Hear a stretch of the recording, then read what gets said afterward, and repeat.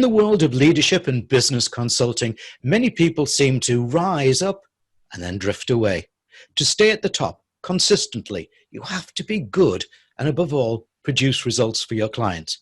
I've known my guest today for a long time as a LinkedIn connection and long admired his forthrightness and fresh thinking. That's why I was delighted when he kindly agreed to appear on our exclusive BV-TV web show. Please meet from Exalta Capital Partners, their managing partner, Russell Dalgleish. Hi, Malcolm. Lovely to talk to you. You're in Bonnie, Edinburgh today, aren't you, Russell? Yes. Right.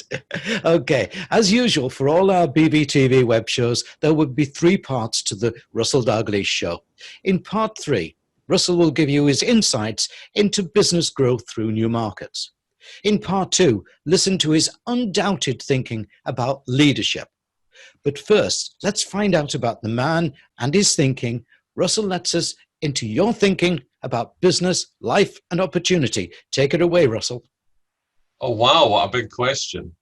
I suppose it comes down to a very strong philosophy of the way I live my life. So my life is lived 24 hours at a time. So that kind of philosophy is about living in the moment. So at the present moment, though I am involved in several different projects, though I've got problems with a technology site at the moment, though today is the day my youngest son leaves home, what I am focused on at the moment is this interview with yourself and trying to answer the questions that you put to me. So I think the key to life and to business is living in the moment and being able to focus on that precise moment. I like that. That's really true, because so many people you're talking to are busy on their little phone and they're not listening to you, are they? You know, so back to the focus. Yeah. Okay. So what is it that you do at Exalta? So Exalta Capital Partners is an advisory firm. We focus on what we call the SME sector in the UK. So these are companies that have been trading for perhaps a couple of years. They've started to grow. Growth has started to accelerate and they're starting to hit those challenges of growth. And we focus on working with those companies.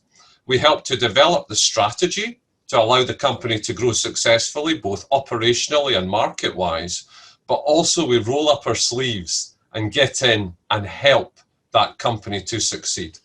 So that's kind of the key premise behind the way that we operate. Yeah, I like that. Take your jacket off a bit there, because far too many people just want to give you spout forth and then run away, don't they? It's interesting. It's what I enjoy. So I want to. If you read my LinkedIn, it'll say that my why, to think about Simon Sinek, my why is to help. That's what I am. I'm actually engineered to do that. My wife will tell you that sometimes I can start offering advice before someone's asked for advice, but I try to get better at that. But I want to help. Typically, I help through an introduction. So if you were to say to me, we're looking to try to get a speaker from South Africa, Russell, we'd like to look at perhaps someone from Europe who's female, who's built a company there. I would then be compelled to make introductions. And because of the nature of the way I operate, those people I introduce you to would probably have similar accents to myself, because a lot of my network is based around about the Scottish diaspora. But I've got this compulsion. And it's really strange. I wrote something this morning on an article, and someone was talking about the biggest challenges I face in my life in business. And the biggest challenges are that people who I could help, because remember, that's my passion, the people that I could help decide to qualify out from talking to me. So they do this because they decide Russell's too busy. Look how busy Russell is. I don't want to bother him. Or look how senior Russell is. Look at those grey hairs, and look at the job titles he has, like chairman, managing partner. Russell's just too important for me to call. And the other thought is that people think that I will in some way be nasty or brutish to them if they contact me. And it's completely not the case. if someone contacts me, I will attempt to help. Now, it's important how you contact me. So if you contact me by going, "Dear Russell, I've had a look at the Exalta website and I think I can make you a better website." So that to me is a sales inquiry. So I'm not currently looking to buy a website, so I'm going to ignore that inquiry. But if someone writes to me and goes, "Russell, I saw you on the Malcolm Gallagher show and you made a really interesting point about supporting Scottish companies. I'm a Scottish company in Cardiff. Would you be able to spare 5 minutes on the telephone with me?" Well, I'm going to say yes to that. Mm-hmm. But yes is then followed by scheduling a meeting. And that meeting may not be scheduled tomorrow. It may be scheduled in a month's time. But I will almost certainly schedule that meeting. What would then push the meeting forward would be if I looked at the individual's LinkedIn and the LinkedIn showed that they did in fact have some link to Scotland and they were doing some interesting things and they looked like an interesting person doing something that I think I can help with, then that might bring the meeting forward 2 weeks. So the only variable is time. So it's real. I was really intrigued when I started writing about this because you feel quite arrogant writing those words. But I've met people who've told me, "Oh, Russell, my business was going really well and I was about to phone you." And I thought, no, I won't. And then a couple of years later, the business failed because we hadn't put in place the correct checks and balances. So how do you go about? And I thoroughly understand that point. By the way, I've heard it elsewhere as well. So how do we go about correcting that? Improving approachability. I know it's really difficult. It's weird. So I'm 6'5". So. Wow. Actually, that's a challenge. If you think about it, when we're at an event together, it can be a bit intimidating. Being like, I've got a friend who's 6'9". I find him a little bit like that. So I've got to think about it in those kind of terms. So I address the height thing because one thing the digital transformation of 2020 has given us is we're all the same size now. We're all the size of the screen, but I try to write and I try to take part in events where I try to be completely authentic. This is who I am. I've written about the fact that I want to help and I've said that I'm open to people contacting me. Now, what might happen is that suddenly I might get inundated with inquiries, but that's okay. I can handle that. When I look at the way that I run my businesses, at the heart of every business is a process. Now, I bet your success is based on the fact that you have developed a process, a theory around how you should be delivering these interviews, and then you've refined it and refined it and refined it and refined it, and you keep on making it better. And that's the process. So at the heart of what I do is a process. So there is a process that runs through my day. That process involves in the morning, clearing out all the emails from the previous day, working out which ones are urgent that turn into actions that I'll complete during the day, posting my one post a day on LinkedIn, getting that done. So there's a process that goes through that. And I hope by the way that I interact, people see me as being more approachable. But it's difficult and it's very much a British thing. So I get more inquiries from early stage tech businesses in North America than I do in the UK. I wonder why that is. Because they don't see that so a lot of the thing about the kids and the education system in the US, they're taught to be brave. They're taught to go out there and promote themselves and talk. I did an event yesterday into Silicon Valley, and it was really interesting. So I have a contact there, and he was talking about why Silicon Valley is different. And one of the things he said is people are always pitching their vision. Now, I think what we teach people to do in the UK is to pitch their product.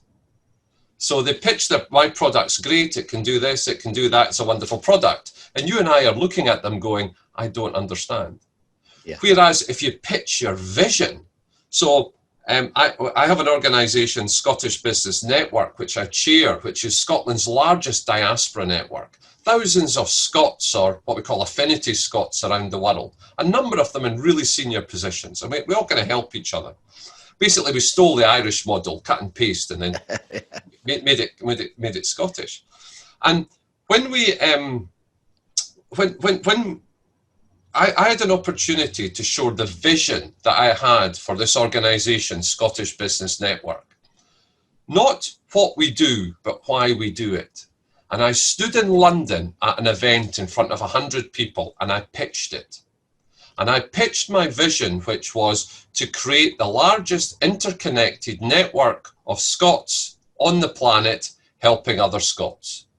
And I got a round of applause because it was really easy to understand. And if you're Scottish, why wouldn't you buy it?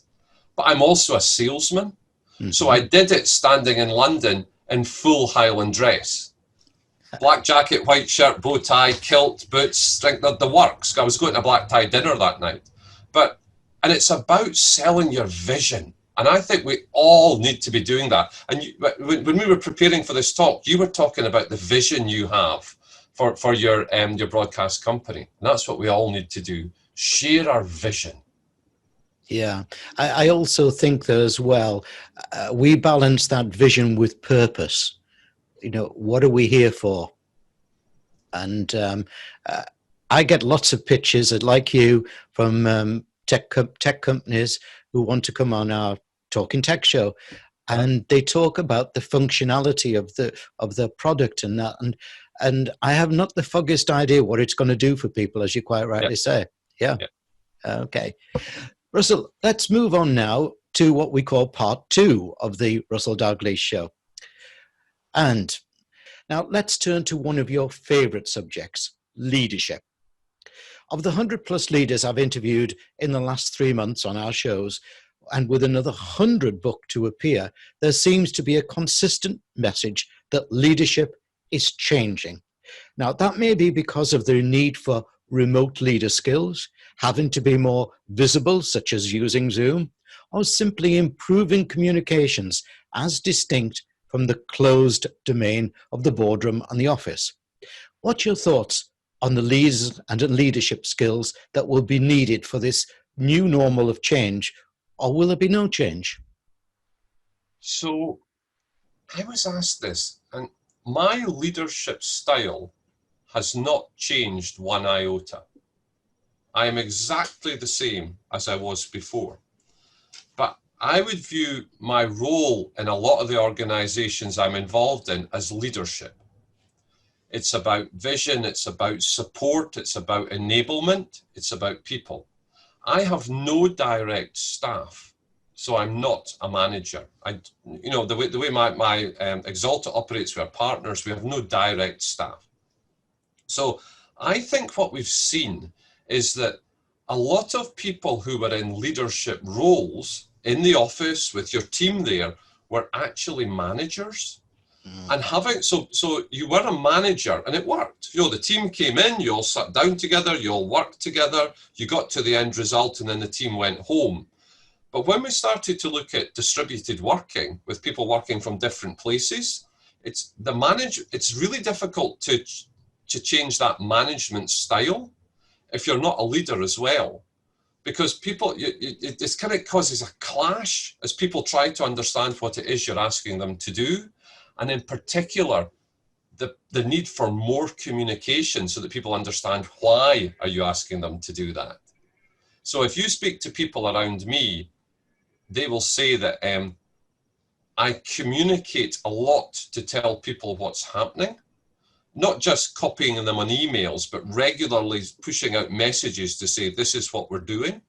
And a lot of the ways I'll do that is through products like LinkedIn, where I'll write an article about what my company is doing or a company involved in is doing. And it's as much for the external audience as the internal audience. And it's all about, wherever possible, being authentic.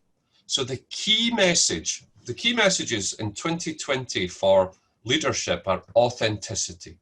If you look at our political leaders, which are the ones that we tend to see on the television, and you look at the leader in New Zealand or the leader in Scotland.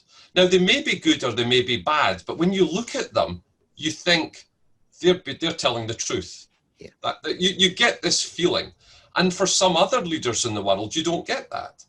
And so I think we've got a great desire for authenticity. The other thing that's changed is collaboration. We have never seen collaboration like we have this year.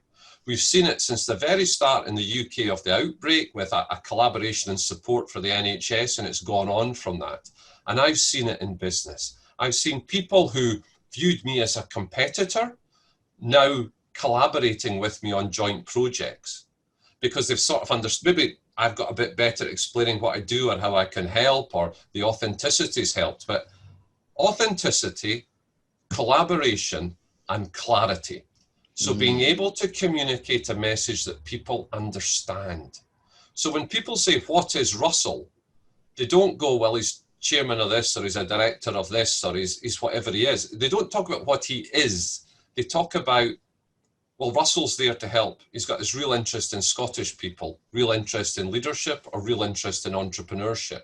So it's what it means in their terms. And I think that's really important. So Leadership 2020, to me, it's about authenticity, collaboration, and clarity. That's very, very succinct. And, you know, you talked about communication improvement there. I think a lot of CEOs and MDs are finding that hard to do because in the past they've just had to send a memo. Now they have to be on screen. I don't only think it's the mechanism that's changed. I think it's how you're doing it as well. So I could be sending a memo, and I could send the memo as an email.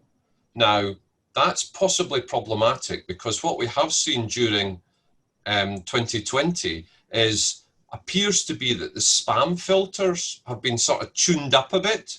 So I don't know if you've noticed this, but fewer emails are getting through.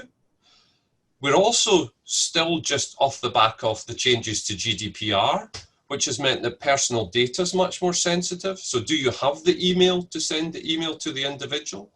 I think from a leadership perspective, that sending a memo makes me feel that that's directional. Here is a memo to Malcolm. Malcolm, I want you to do this. So it's an instruction. And when the people aren't in your office, instruction's quite difficult.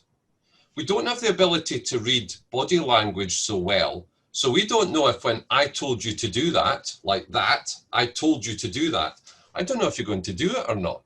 You're not sitting in the office so I can check. And this comes back to leadership. Explaining to people why this is important, why it's important to do it. The other one I've noticed is a lot of people have said to me that one of the challenges of not being able to have face-to-face meetings is it's very difficult to meet new people. And I would put it that Malcolm Gallagher and Russell Dalgleish have met more new people and deepened the relationships with those individuals in the last 6 months than probably ever in our careers before. And the reason why we're able to do that is that we have developed a communication style which makes us open to people because we're explaining what's in it for them. So when Malcolm writes to Russell and says, would you appear on this show? You were very clear as to why I would view this as a positive thing to do.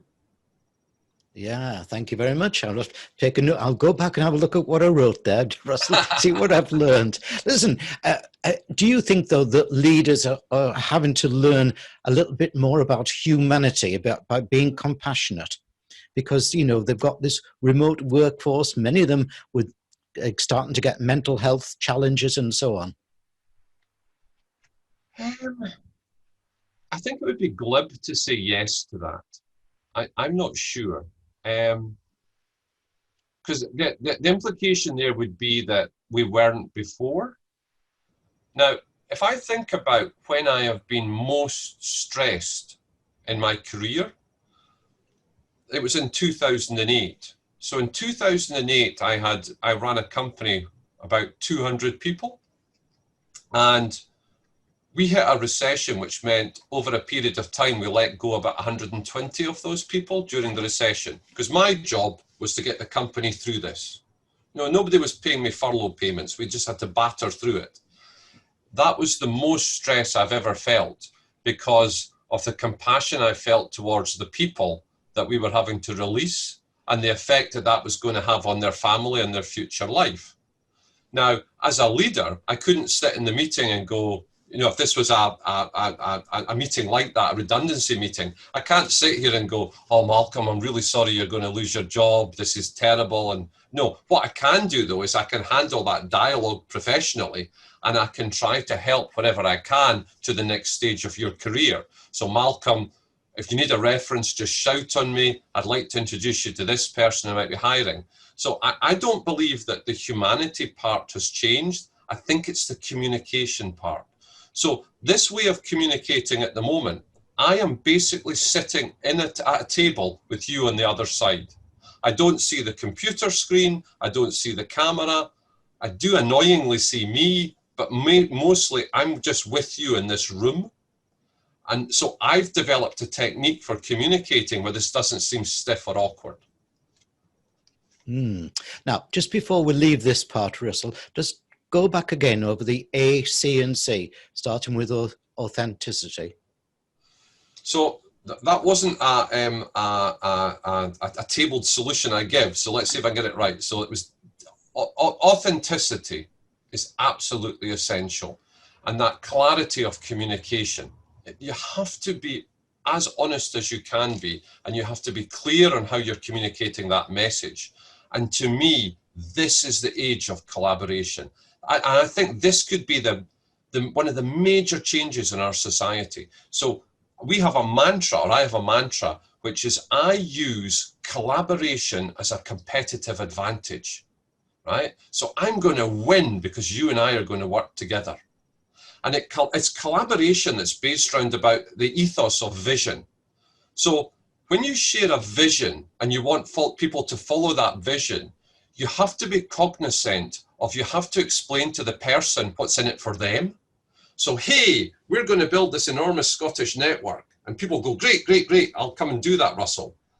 But what's in it for them? So we're going to build this great Scottish network, which will help your business because you'll make new connections and partnerships. So that's why I think this issue of authenticity, clarity of communication, and collaboration, I would urge everyone to think about how can they work together, because we're now dealing in a global market. We've all been affected in the same way by the pandemic that's going on. Obviously much harder if you're in the poorer part of the community, but all affected in the same way. So together, Malcolm and Russell can collaborate to go into a new market. So what about Brazil, Malcolm? I've got lots of connections in Brazil. Oh, that's an interesting market, Russell. Suddenly we're off doing that. And the thing about collaboration is it's not about what's in it for me. The collaboration is the fact that I know that if I help you, along the way, I will benefit. And I saw a brilliant example of that. If I may, I often release articles on LinkedIn, which I've enjoyed. So I've released a LinkedIn article, and in that article, I always tag the writer because he wrote the article, and that's a good thing. So I tag the writer, and the writer wrote to me and said, "Thank you very much for tagging me, Russell, and I'm glad you liked the article. Why don't we have a call?" So we arranged a call like this over Zoom, and we got on really well. And completely by coincidence, the chap was thinking about moving to Edinburgh. So we talked about that. And he said, "Russell, that was a really interesting chat. Would you be interested in me writing an article for you for the same publication?" The publication was Forbes magazine. So he then wrote an article about me that was published in Forbes magazine. Wow. So that was never my goal. My goal was simply to thank him for writing an article that I was able to share. And this is the core of collaboration. Collaboration is a non-selfish act. Yeah. Give to get. Give to get. Yeah. Let's move to part 3, Russell. Now let's look at the important element of business growth, finding new markets and securing them. I know that you've got special skills on exporting and marketing. So what's your thoughts and advice on planning for and seizing growth opportunity, especially as we've got Brexit round the corner? It is some year, isn't it? So I work with businesses which are growth minded. So your business, Malcolm, is growing and you want it to grow more. And that's an entrepreneurial activity. So I tend to work with entrepreneurs who wish their business to grow. The belief is they wish their business to grow for self-aggrandizement and also to make more money. So the belief is you and I want our businesses to grow because we want to make more money, right? And that's not true. We want our businesses to grow because we can't stop ourselves. This is going well. We've been able to help some people. Let's help more people. Oh, we've just had a phone call from Angola. They're really interested in what we're doing. Why don't we go and do some work in Angola? You know, so we can't stop ourselves. You're like me, I bet. We don't really celebrate the successes, because when the success happens, we're looking at the next one. Oh, there's the next challenge. We're going to go into that. We can't stop ourselves. So I think growth is inherently a positive activity within a company because it creates momentum, creates direction. You know, if we decided that's the company big enough now, Malcolm, you and I would pass the company on to someone else and go and find another mountain to climb, right? Because that's what we do. So the subset of businesses which are led by people who want to drive growth, that's where I exist. So I think growth is a fundamental aspect, and it's kind of at the core of what we're doing. So we're going to get from here to here, and we're going to grow. So that's the market that I work in, and I encourage and I want to happen.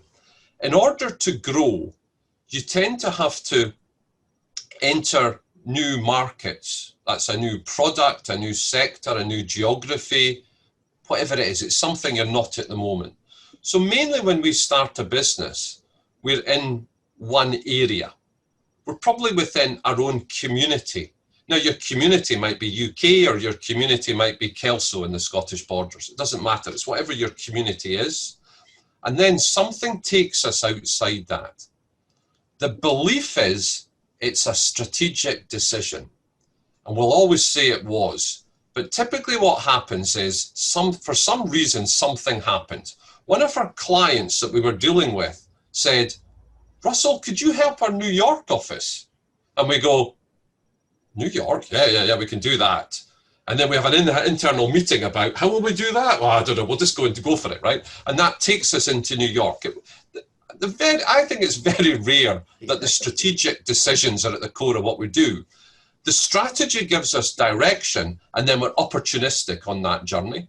And I think that's going to be more true than ever before, because suddenly we've got a bigger group of people we're having meetings with, a different group of people we're having meetings with. So my event last night, which would typically have been people from Edinburgh, had people from the States and South Africa there. And we get into conversations and we look for opportunities together. So I think it's a growth mindset, it's a strategy of growth, but it's being opportunistic on that journey. Now, how to succeed is, there are two elements. There is product or service, and there is market. And in the UK, we focus on product and service. We get our product better, we improve our service, and we get our product better, and we improve our service. In the States, the approach is 50% product and service, 50% market. Out in the market, finding out what's happening. So the approach I take is very much the American one. So my joy is being in the market. Being in the market, understanding where the opportunities are and where can I and my companies take advantage of those opportunities. So with the growth mindset and the strategy for growth, it's about finding the opportunities. So with any business, particularly early stage businesses, I tell them, the idea is to get your product or your concept or your vision into the market as quickly as possible. If you spend 6 months in a shed making your product and you appear and the market goes, that's nice, but could you do it in blue? You go, no, buy my red one. Remember, this is the British way, buy my red one. Yeah, we'll find some part of the market that wants to buy red ones, right? Yeah.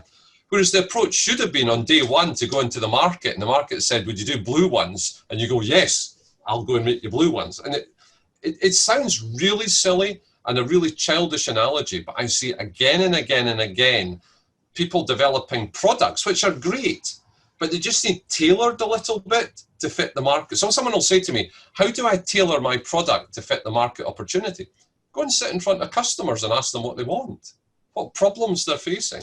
So it's a problem for me because it seems so obvious, but then I'm not looking after my baby, my child, my company that I've grown for all these years. I'm out there in the market going, people need that. People, like, for example, there's an enormous market at the moment for helping people make new connections online, because people don't know how to do it. The coaching sector should be over this like a rash, going, we will help you develop your communication skills to communicate with people you don't know online. We'll tell you how to do that. And that's an entire market that will appear. Mm-hmm. But coaches at the moment haven't seen that opportunity. No, I know. I quite agree. Russell, as always, it's been stimulating meeting you, but you're not finished yet. We need to get my viewers to take action. So just before you leave us, please give my business leader viewers Russell's concise list of 3 top things to do now to move towards growth. Number 1, fix your LinkedIn. It needs to be better. So start with that premise in mind. Your LinkedIn is there to tell me what you're good at. What is the number 1 thing that you're the best person in the world at? You personally. That way, when I need that thing, I'll know to come to you. No buzzwords, no blether, as we say in Scotland, just absolutely clear. What is it you do? Malcolm Gallagher provides the opportunity to, for me, what you do for me is the opportunity to present myself to a wider audience. It's really clear. There's no confusion. That's exactly what you do. So number 1 is to get that met. And LinkedIn has never been more important than it is today. So number 1 is to do that. I think number 2 is to accept this is our world. So today, I can visit my mum. Tomorrow, I might not be able to visit my mum. The rules are changing all the time. This is a natural state for human beings. It's just happened not to be the natural state for the last 40 years. The last 40 years has seen consistency. If I look at Russell, I'm 56 years old. I was born in 1964. So from 1964 to now, lots of things have happened. But if you look at the 56 years before I was born, 1908 to 1964, emancipation of women, two world wars, a pandemic, right? So we're actually quite normally in a continually adjusting world. And point number 3 is that opportunity is there for the smaller company. Big corporate organizations hate change. Because if you're a big corporation, you've got your process working, you turn the handle and the money pours out. You don't want rules changing all the time and suppliers disappearing and new products and new services and new comms. So the opportunity is now there for smaller companies to pivot to where the opportunity lies. So I think those are, get your LinkedIn, get used to change, and look for those opportunities. Brilliant. In this special BV-TV web show, I've been talking to Russell Dalgleish of Exalta Capital Partners. Russell, thanks for a great rallying show. Thank you, Malcolm.